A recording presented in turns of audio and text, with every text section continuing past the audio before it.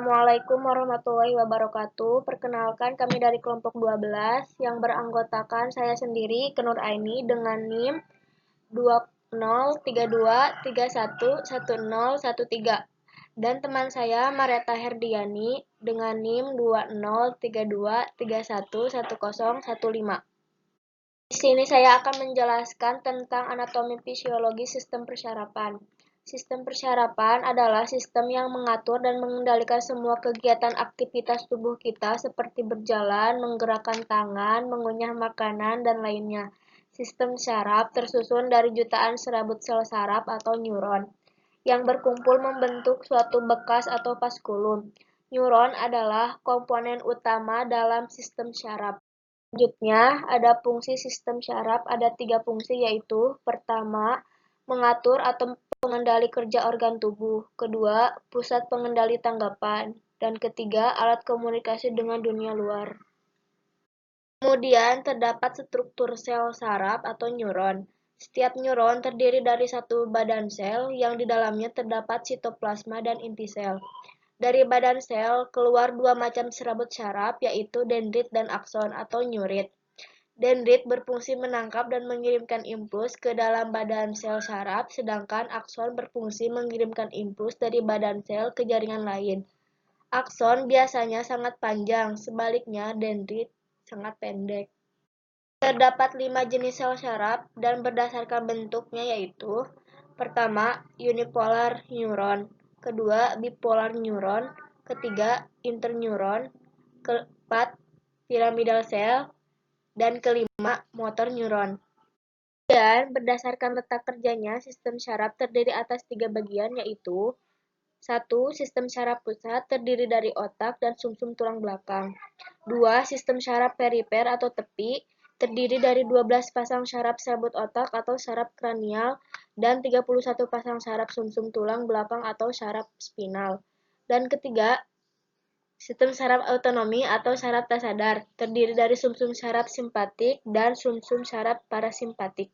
Selanjutnya ada sistem saraf simpatis, terdiri dari 25 pasang simpul saraf, terletak di sebelah kiri dan kanan tulang belakang, berpangkal pada medula spinalis di daerah leher dan di daerah pinggang sehingga disebut juga saraf thoracolumbar dan praganglion pendek. Selanjutnya ada pelindung otak.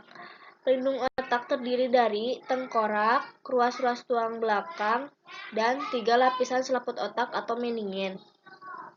Kemudian ada saraf tepi.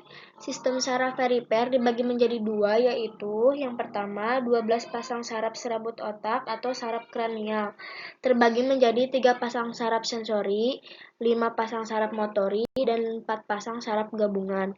Dan yang kedua, 31 saraf sumsum tulang belakang, terbagi menjadi 8 pasang saraf leher, 12 pasang saraf punggung, dan 5 pasang saraf pinggang. Selanjutnya, sistem saraf otonom. Yang pertama ada sistem saraf simpatis yang mensarafi jantung, arteri, vena besar dan kecil, otot polos saluran cerna, otot polos saluran nafas, dan merangsang kelenjar keringat. Yang kedua, ada sistem saraf parasimpatis yang mempersarafi jantung, saluran cerna, dan saluran nafas. Kemudian, ada sistem saraf parasimpatis. Yang pertama, urat praganglionnya panjang karena menempel pada organ yang dibantu. Berpangkal pada medula oblongata, kerjanya berlawanan dengan kerja saraf simpatis. Sistem saraf parasimpatis terbagi menjadi 2 bagian. Yang pertama, saraf otonom kranial dan saraf otonom sakral. Otak terbagi menjadi 3 bagian yaitu, otak besar atau cerebrum, berfungsi untuk mengatur semua aktivitas mental yaitu berkaitan dengan kepandaian, ingatan, kesadaran, dan pertimbangan. Kemudian otak kecil atau cerebellum, berfungsi untuk mengendalikan dan mengkoordinasikan gerakan-gerakan otot tubuh serta menyeimbangkan tubuh. Dan yang terakhir otak tengah, mesencephalon, menghubungkan otak kecil bagian kiri dan kanan, juga menghubungkan otak besar dan sumsum tulang belakang. Sekian penjelasan materi dari kelompok kami. Mohon maaf apabila ada kesalahan dan kekurangan. Wassalamualaikum warahmatullahi wabarakatuh.